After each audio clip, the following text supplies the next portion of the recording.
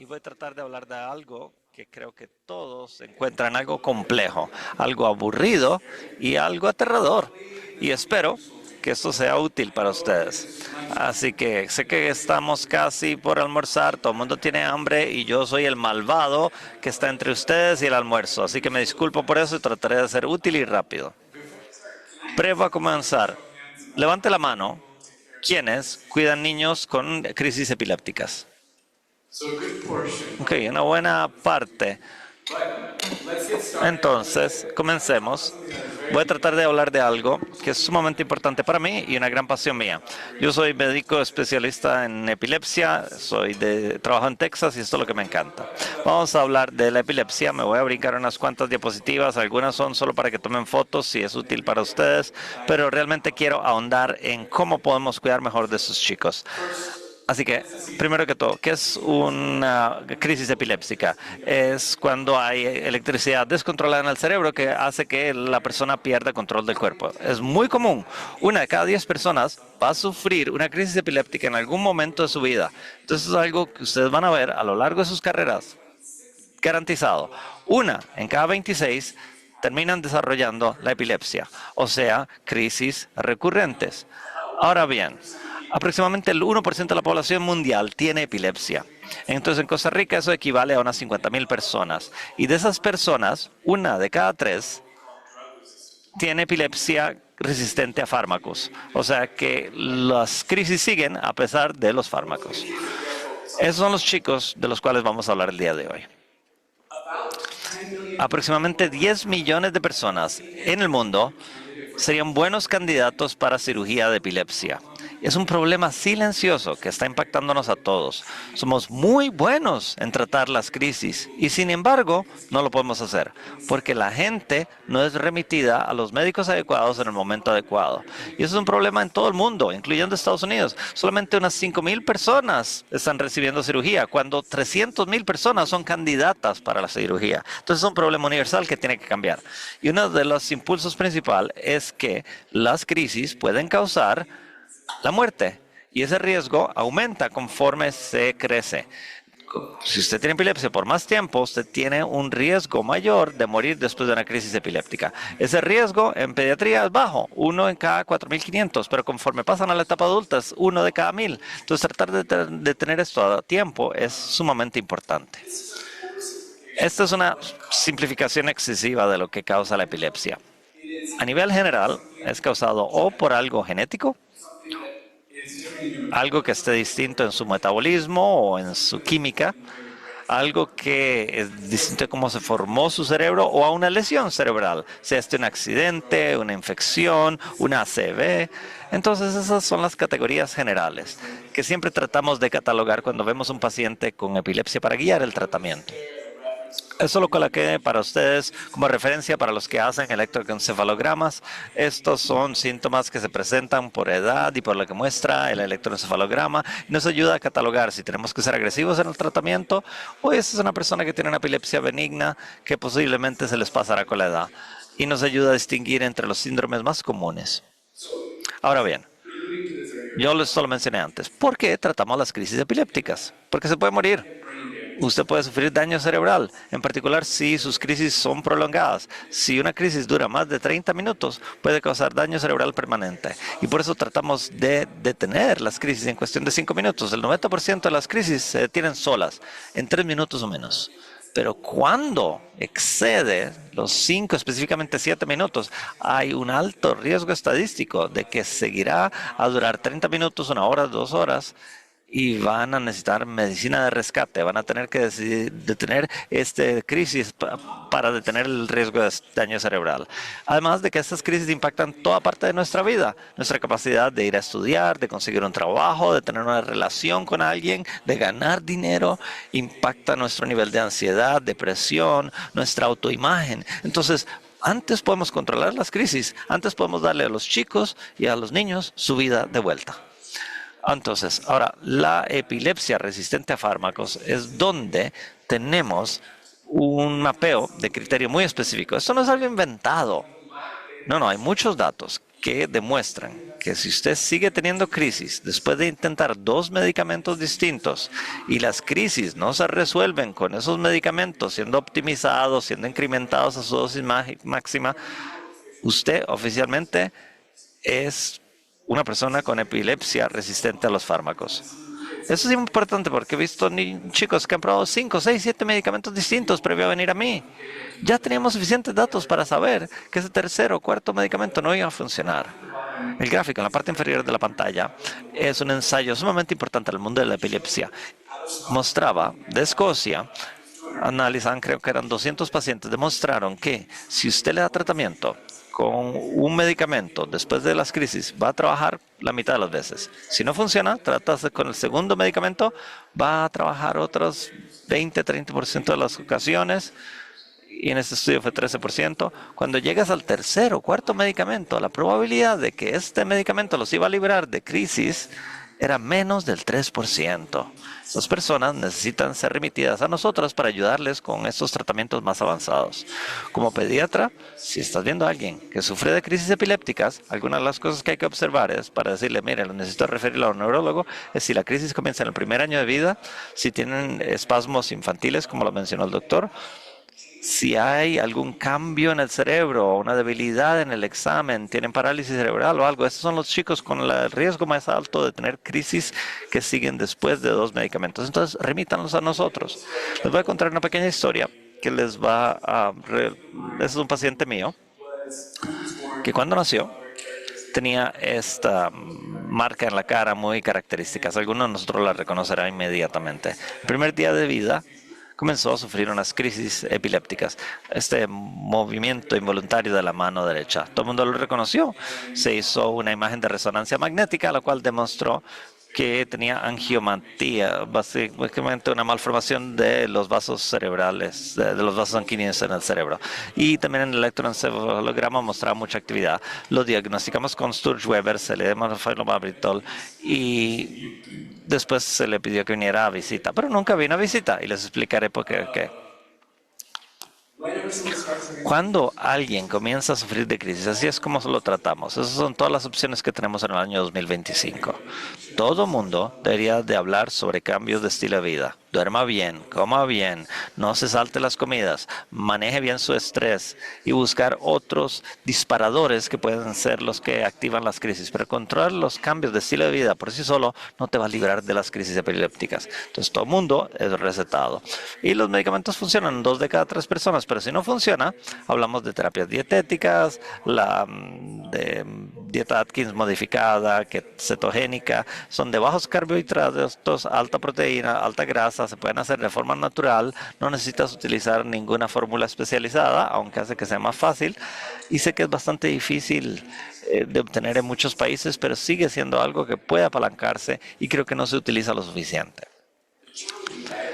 El reto con las dietas es que las dietas tampoco libran a las personas de las crisis epilépticas. Disminuyen las crisis en 50-75%, es un enfoque mucho más natural, pero sigue necesario monitorearse, sigue necesario entenderlo mejor y tenemos que tener metas realísticas con respecto a lo que se puede lograr con la dieta. Son aquellos chicos que siguen teniendo crisis epilépticas, que necesitan cirugía y hoy día hablamos de terapia genética y neuromodulación, algo que les mencionaré también. Entonces esto les da un poquito la historia de los fármacos para las crisis epilépticas. Y creo que en cada especialización médica las cosas han explotado en los últimos 10 o 20 años. Durante muchísimos años había una cantidad muy limitada de fármacos que podíamos utilizar. Ese número ha explotado y en los últimos 5 o 10 años estoy utilizando algunos de estos fármacos de nueva generación con más frecuencia, pero el resto siempre es el costo, el acceso. Entonces, ser capaces de pensar creativamente con respecto a estos fármacos es sumamente importante porque puedes apalancar algunos de los nuevos para los chicos correctos si entiendes cómo funcionan los fármacos. Sé que es muy complejo, no les pido que sigan todo esto al pie de la letra, pero Cada fármaco no es construido distinto, cada fármaco es construido igual, pero funciona de manera distinta en detener las crisis epilépticas y a veces funciona mejor en conjunto para los chicos correctos, pero en algunos momentos, si has probado varios medicamentos, necesitas que venir de un médico especialista en epilepsia. Esta es una imagen que desglosa cómo contemplamos las crisis. La mayoría de crisis son junto con fiebre o algún otro disparador. Eso es lo más común, no ocupan fármacos, simplemente necesitan medicina de rescate, pero conforme las crisis se hacen más frecuentes o comienzan a mostrar señales de no irse, eso se llama epilepsia. Necesitamos ser más agresivos con el tratamiento, pero no todo el mundo necesita quepra, ni tampoco todo el mundo necesita de esos fármacos. Entonces, entender qué está pasando es lo más importante. Pero en mi práctica, y sé que esto es un reto en distintas partes del mundo, pero en mi práctica, cada persona que sufre de crisis epilépticas debería de recibir un medicamento de rescate para las crisis. Y generalmente le pido a los pediatras que tomen responsabilidad de ello. Entiendan que cualquiera puede recetar estos fármacos. Ahora, acceso a esos kits preparados es difícil, pero hay formas creativas de hacer diazepam nasal en cualquier farmacia. Hay formas creativas de crear esa medicina de rescate para que sus padres las usen, porque esto va a evitar que vayan al hospital, va a evitar de que sufran daño cerebral. Entonces me encantaría hablar con cualquiera que quiera aprender más sobre esta medicina de rescate y ver cómo solventar ese problema. Ahora bien, este chiquito vino al hospital a las 6 semanas de edad, regresa con crisis que seguían y duraban horas, con su mano derecha moviéndose. Y lo internaron en la unidad de cuidados intensivos pediátrica, le dimos varias recetas médicas, controlamos las crisis con 3 fármacos y hicimos una imagen de resonancia magnética y vimos este cambio. Y como saben, este no es bueno. Lo que vemos es que el cerebro se está atrofiando debido a estas crisis constantes, debido a este problema en los vasos sanguíneos. Entonces, a las 6 semanas de edad, estoy conversando con la familia con respecto a la cirugía para la epilepsia y hablando de las distintas opciones para que entiendan el rumbo que tomaríamos. Obviamente yo no es que quiero hacer cirugía, a menos que lo necesite. Cuando una persona no responde a 2 fármacos, cuando una persona tiene un cambio cerebral que observamos en la imagen de resonancia magnética o en cualquier caso que las crisis están debilitando o afectando la vida, tenemos que considerar la cirugía. Uno de mis mentores decía, todos son candidatos para la cirugía de epilepsia. Algunos simplemente son mejores candidatos que otros. Ahora, tómenselo con escepticismo, cuiden qué cirugías ofrecer, pero hay un rol para que la cirugía beneficie a aquellos chicos que no están libres de crisis. Ahora, el problema es que no conocemos la cirugía, nos da miedo, es cara, es compleja, necesitamos personas que lo hacen frecuentemente, entonces hay muchas razones por las cuales la gente no opta por la cirugía, pero en realidad estas cirugías se están haciendo en todo el mundo, aún en Costa Rica. Los últimos 20 años hay personas haciendo estas cirugías, pero traer los pacientes correctos al médico correcto es el problema mayor. Tenemos muchos datos que comprueban que la cirugía es segura. Lo hemos visto en películas. Alguien hace resección del lobo frontal y se convierte en un vegetal. Eso no ocurre en la vida real. Lo hacemos con mucho cuidado, mucha atención. Y esto es un estudio que demuestra que personas con epilepsia, si es aleatorio y están en un grupo que solo recibe fármacos y un grupo que recibe cirugía para ese sitio de donde venían las crisis epilépticas, hay una diferencia masiva en resultados. De hecho, 70% de las personas quedan libres de crisis con la cirugía correcta versus 0 si solamente se les dan los fármacos. Entonces, de nuevo, el énfasis es, lamentablemente en pediatría, los datos al respecto son limitados. En Estados Unidos tenemos 23 centros pediátricos que se han unido para crear una base de datos de todas las cirugías epilépticas pediátricas. Entonces, en los últimos 7 años ya, cada niño que recibe una cirugía para la epilepsia en estos 23 hospitales es ingresado a la base de datos. Y ahora tenemos datos reales que comprueban cómo se están desarrollando estos niños a largo plazo. Este estudio fue publicado hace 2 años apenas y reflejaba realmente 2 años de datos, de 2018 a 2020, 600 niños con cirugías. 85% presentaba crisis de inicio focal de una parte del cerebro. Muchos tuvieron cirugía previo a los 3 años de edad, para que vean lo seguro que es, aún para chicos bien pequeños. Y de ellos, 60% quedó libre de crisis. cambiando el resto de su vida, quitándole los fármacos, haciéndolo de una manera que no los daña de manera permanente. Entonces, cuando se remite el paciente correcto al médico correcto, esto puede cambiarle la vida. Luego, ha habido varios estudios en todo el mundo. Esto no es solamente una historia de éxito de Estados Unidos. Hay varios sitios en distintas partes del mundo que han demostrado, o sea, esto es en Escocia, en Austria, sea esto en... ¿dónde era esto? Se me olvidó. En la India. Bueno, la cosa es que si usted coloca aleatoriamente personas con epilepsia resistente a fármacos en distintas categorías, medicina o cirugía, el resultado de manera consistente es el mismo. 60-70% de las personas escogidas bien pueden lograr libertad de las crisis y tener resultados muy buenos que nunca habrían obtenido si siguieran solamente con los fármacos. Entonces, regresando a mi pequeño paciente, ahora tiene 7 meses de edad, tiene síndrome de Sturge-Weber. Por suerte no ha venido al hospital, pero sigue, lamentablemente, teniendo 8 crisis, todas prolongadas. Duran 5, 10, 15 minutos. Y lo peor es que ahora se está debilitando mucho. Ya no es capaz de usar su bracito derecho, ya no puede ver del lado derecho, no se está desarrollando adecuadamente. Entonces, de nuevo, esta enfermedad está afectando no solamente sus crisis epilépticas, sino su capacidad para aprender, movilizarse y ser un chico. Entonces, ahora tenemos que considerar la cirugía y hay un proceso muy detallado para hacerlo. Primero que todo, identificamos la epilepsia resistente a fármacos. Ok, no respondió a 2 fármacos, sabemos que la epilepsia viene de un lado del cerebro, está involucrando alguna parte del cerebro que esté involucrada con el habla, con el ver, con el caminar, porque si está afectando su vida diaria, tenemos que cambiar el tipo de cirugía que vamos a recomendar. Y luego nos sentamos a preguntar, ok, ¿qué análisis necesitamos?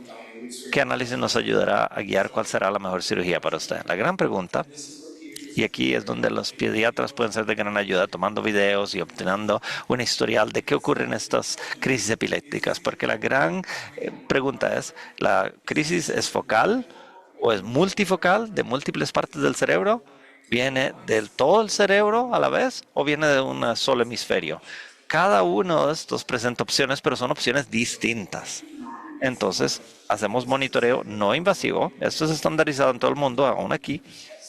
Hacemos análisis para determinar de dónde vienen las crisis epilépticas sin hacer nada invasivo. Utilizamos imagen de resonancia magnética, utilizamos tomografía por emisión de positrones interictal. Cuando la gente cree que no tiene acceso a todo este equipo, no pueden hacer la cirugía de manera segura y eso no es cierto.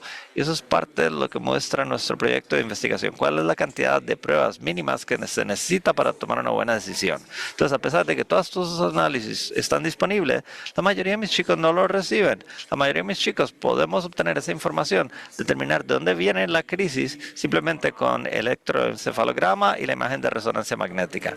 Como lo mencionó el doctor Gutiérrez, las pruebas genéticas se están convirtiendo en una parte muy normalizada de nuestro trabajo. Y eso puede ser un reto con el nivel de acceso, pero nos cambia la vida porque podemos identificar cuáles son las causas genéticas subyacentes a estas crisis y podemos no tomar la decisión errónea y hacer una cirugía que no va a funcionar. Eso es un blanco en movimiento que yo espero vaya mejorando en todo el mundo. Está comenzando a mejorar donde nosotros en Estados Unidos apenas en los últimos años, pero yo espero que cada paciente mío reciba pruebas genéticas hoy día. Conforme recibimos estos datos, nos sentamos en conjunto en nuestra conferencia sobre epilepsia y dialogamos todo. Entonces, en Cook Children tenemos 6 médicos especialistas y revisamos cada detalle sobre ese niño para ver cuál es el mejor enfoque para él. Y a veces tenemos una respuesta y podemos ir directo a la cirugía. A veces tenemos ulteriores preguntas y necesitamos un monitoreo de fase 2, o sea, un monitoreo invasivo, donde colocaríamos los cables básicamente dentro del cerebro de manera quirúrgica con un robot que pueden ver en la parte inferior izquierda y tratamos de determinar exactamente dónde vienen las crisis epilépticas para guiar nuestra cirugía y tener mayor precisión. También lo utilizamos para hacer un mapeo cerebral. Si la crisis viene de algún sitio cercano al lenguaje, tenemos que determinar qué tan lejos están, si la cirugía es demasiado riesgosa. Entonces, muchas razones para hacer gestión de riesgo con estas evaluaciones. Y de nuevo, hacemos otra conferencia, revisamos los datos y determinamos si la cirugía es una opción buena o no. A veces determinamos que la cirugía no es segura para ese paciente y tenemos que hacer algo más paliativo, donde podemos disminuir las crisis sin dañarlos. Ahora, a nivel general, hay dos categorías de cirugía. Está la curativa y la paliativa. La curativa son las que pensamos más frecuentemente. Cortar, sacar esa parte del cerebro o sacar mitad del cerebro o utilizar un láser para quemar cosas. Las paliativas también son sumamente valiosas, pero limitadas por acceso. Y sé que si miran en el cuadro rosado está el estimulador del nervio vago, la calostomía del cuerpo calloso, estimulación profunda del cerebro. Esa tiene mucho traslape con tanto las crisis y los trastornos de movimiento que vieron en la presentación previa. Muchos niños tienen distonia que no tuvieron tratamiento previo en su vida y surgen, llegan a nuestro hospital, les hacemos una estimulación profunda del cerebro y esos chicos que están teniendo esas distonias que ni pueden caminar, se libran de la distonia y comienzan a funcionar e interactuar. Depende del tipo de distonia, depende de dónde está el problema, pero hay opciones que los chicos nunca antes tenían, que les está cambiando la vida. Y honestamente hemos estado haciendo estimulación profunda del cerebro desde los 90, entonces no es una tecnología nueva. Ahora, la neuroestimulación responsiva, de eso lo hablaremos. Ahora, obviamente la resección, eso puede cambiarle la vida a las personas correctas. Aquí ven en esta imagen una porción borrosa donde están las flechitas amarillas. Es uno de mis chicos que tenía una cirugía muy enfocada. Se le cortó una pequeña parte de ese lobo parietal y ha sido libre de crisis desde hace años ya. Si se hace correctamente, si se hacen los análisis correctos, se le pueden quitar los fármacos a los chicos y darles una vida muy, muy normal. Esa es ablación láser, donde utilizamos la imagen de resonancia magnética en nuestro quirófano. Tenemos suerte de tener un equipo de imagen de resonancia magnética en el quirófano y podemos enfocarnos al punto donde está la crisis y utilizar el calor para quemar esa parte del cerebro. Es muy seguro, disminuye las complicaciones, pero no todo el mundo tiene acceso a esa tecnología. Pero para el paciente correcto esto puede ser algo que les cambie la vida. Esta imagen es de un amartoma hipotalámico. Usualmente se hacía cirugía sumamente invasiva con una tasa de mortalidad altísima, mientras que hoy día podemos utilizar el láser y eso ha cambiado la forma en que nos enfocamos en esto y ha mejorado los resultados drásticamente y la posibilidad de muerte ha disminuido enormemente. Ahora, la resección del cuerpo calloso se ha hecho muchas veces, aún en Costa Rica, pero muchas de las personas que podrían beneficiarse de ella no la desconocen. Esta cirugía, separamos la parte izquierda y derecha del cerebro, cortamos el cuerpo calloso. Muchas personas nacen sin el cuerpo calloso y les va súper bien. Ahora, esto no significa que es benigno, pero a nivel general, a la gente le va muy bien. De hecho, 95% de las personas que reciben esta cirugía se recuperan completamente en cuestión de 6 semanas después de la cirugía. O sea, si ingresan al hospital para recibir esta cirugía, van a salir del hospital. Si caminan y hablan, van a seguir caminando y hablando. Entonces, la recuperación es muy, muy buena si se hace correctamente. Es extremadamente eficaz para las crisis generalizadas, o sea, crisis de todo el cerebro. Personas que tienen caídas repentinas, caen al suelo, o hay crisis muy tónicas que en todo el cerebro, esos son los chicos que se benefician más de esta cirugía. Y pueden disminuir las crisis en 90-95%, las tónicas entre 50-60%, a veces va mejor. Pero bueno, principalmente resultados muy buenos y una buena recuperación y algo que puede hacerse en muchos centros si se escoge al paciente correctamente. Ahora, estimulación del nervio vago es un lujo que creo que tenemos, que es bastante caro, cuesta de $50,000-$70,000, pero es un dispositivo que puede utilizarse en casi cualquier persona que tiene crisis de cualquier tipo. No es tan bueno, pero es mejor que nada. Es un dispositivo que es implantado en el pecho, detecta cambios en la tasa cardíaca, hay un cable alrededor del nervio vago, envía electricidad al cerebro para que se tenga la crisis y funciona en formas distintas, se puede programar o que automáticamente detecte las crisis o los padres pueden ver que los chicos están teniendo la crisis y pueden usar la app para tener la crisis en segundos sin utilizar fármacos. Es una herramienta muy útil para personas que no tienen otras opciones. Una de mis pasiones es utilizar el neuroestimulador de respuesta. Es como un marcapasos, pero para el cerebro. Colocamos estos cables en el punto donde sabemos que viene la crisis y ese dispositivo va a detectar ese patrón eléctrico y cuando lo observa convertirse en una crisis va a enviar más electricidad a esa área para detener la crisis. Este es un paciente mío, por cierto. A la izquierda pueden ver esa pequeña cicatriz. Ella tenía crisis que venían de la corteza auditiva primaria. Entonces venían exactamente del punto donde escuchaba las cosas, donde procesa las cosas. Hacíamos una cirugía grande y se va a quedar sin poder escuchar. De otra manera, es una chica saludable y no podíamos tolerar eso. Entonces le hicimos una ablación termal, quemamos el tejido. Por suerte no se lastimó para nada y las crisis disminuyeron de 4 o 5 veces al día a un par de veces al mes, pero no se fueron completamente. Entonces, debido a que no podíamos hacer más remoción de tejido cerebral en esa área, utilizamos la neuroestimulación, colocamos 2 tiras sobre esa área y en los últimos 6 años ha estado libre de crisis. Va a la universidad, está estudiando para ser una de mis enfermeras, lo cual es algo increíble para mí. Lo asombroso de este dispositivo y lo que va a cambiar en nuestra vida es que esto va a solamente mejorar y mejorar. Las personas que han tenido crisis epilépticas y que han tenido resistencia a los fármacos, por primera vez van a tener una opción que los va a liberar de las crisis epilépticas. 1 de cada 5 personas que reciben este dispositivo se libran completamente de crisis. Es un compromiso a largo plazo y es sumamente caro, pero es una opción increíble para las personas si son escogidas correctamente. Y luego está lo que consideramos una cirugía más severa cuando se hace la hemisferectomía. Se remueve parte del cerebro. Esto ya no lo hacemos, nadie remueve realmente el cerebro, lo que hacemos es desconectar el cerebro. La imagen que ven a la derecha es la misma cirugía donde el tejido es dejado ahí, pero es cortado, desconectado del resto del cerebro y del cuerpo. Y al hacer eso, disminuye las complicaciones, disminuye los problemas post-cirugía que enfrentaban los chicos y permite una recuperación más rápida y seguir teniendo el mismo resultado. Entonces, mi chico con el síndrome de Sturge-Weber, a los 11 meses de edad, se le hizo una hemisferectomía. Desconectamos la parte izquierda de su cerebro.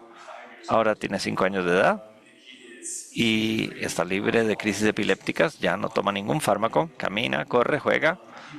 Sí, tiene algunas dificultades con el lenguaje porque es el hemisferio izquierdo que está muy involucrado en el idioma para muchas personas. Entonces sí tiene dificultades del aprendizaje, pero está aprendiendo a comunicarse y hace progreso continuo y de nuevo no toma fármacos que le afectan la vida. Entonces es realmente una felicidad verlo crecer. Entonces, en breve, fui más rápido de lo que pensé. Si usted tiene un niño en su clínica que ha intentado 2 o 3 fármacos distintos y los ha intentado en la dosis más alta y sigue teniendo crisis epilépticas, este chico necesita ver un neurólogo, necesita ir donde un especialista en epilepsia. Necesitamos determinar si hay forma mejor de ayudarle o si hay algunos fármacos que pueden ser mejor tratamiento para ellos o qué es lo que ocupan. Además de ello, también nos enfocaremos en el impacto que pueden tener estos crisis en su vida, la ansiedad, su desempeño escolar o lo otro que esté afectado por las crisis. Más podemos captar estos niños y detectarlos, diagnosticarlos temprano, mejor va a ser el resto de su vida. La cirugía epiléptica, la cirugía cerebral, me asusta. Me asusta a mí cada vez que tengo que hacer cirugía a un niño al día siguiente, aun cuando sé que hago las cosas bien, me causa ansiedad. Pero aún así, a lo largo de los años, el resultado es fantástico para los chicos correctos en el momento correcto. Si usted está con un equipo de personas que hace esto de manera habitual y que puede decidir quién es el paciente correcto, se sorprenderán a lo bien que responden la mayoría de los chicos. Entonces, por favor, remítanlos. Ya que me queda un poquito más de tiempo, quería nada más mencionarles un poquito la idea del futuro de la epilepsia a nivel general. Las cosas están cambiando muy rápidamente. Sé que muchos de nosotros estamos en formación y nos reímos de los neurólogos porque diagnosticaban el problema y no podían arreglarlo. Hoy día sí podemos arreglarlo y está cambiando muy rápidamente.